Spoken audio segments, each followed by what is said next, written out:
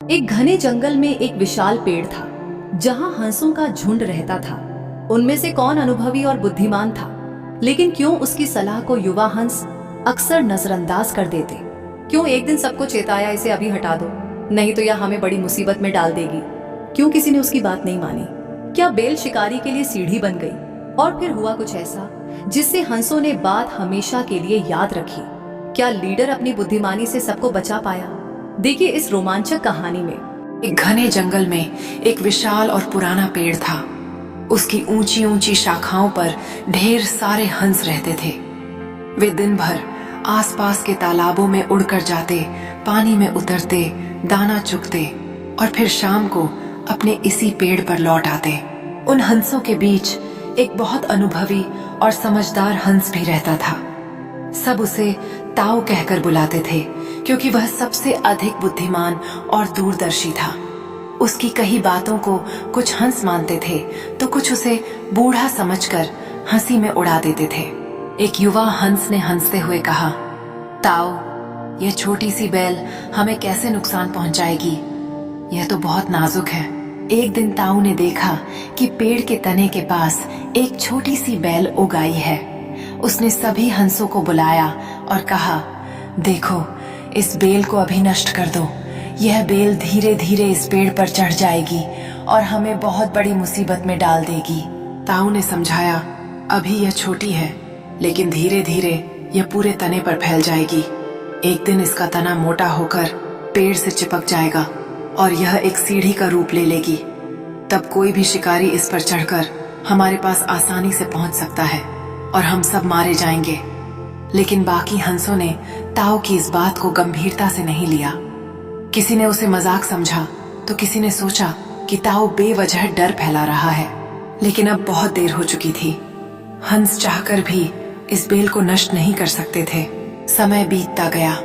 धीरे धीरे बेल ताऊ की बातों को सच साबित करने लगी। वह बढ़ती गई, तना मोटा होता गया और आखिरकार उसने सच में पेड़ के तने पर एक सीढ़ी जैसा रास्ता बना दिया। अब कोई भी आसानी से पेड़ पर चढ़ सकता था। ताऊ ने सभी हंसों को एकत्रित किया और उन्हें खतरे के बारे में बताया, लेकिन हंस अब भी अनजान बने रहे।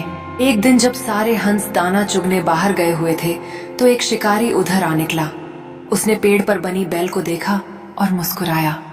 वाह, इस पर तो मैं आसानी से चढ़ सकता हूँ। वह पेड़ पर चढ़ा और ऊपर जाकर एक बड़ा जाल बिछा दिया।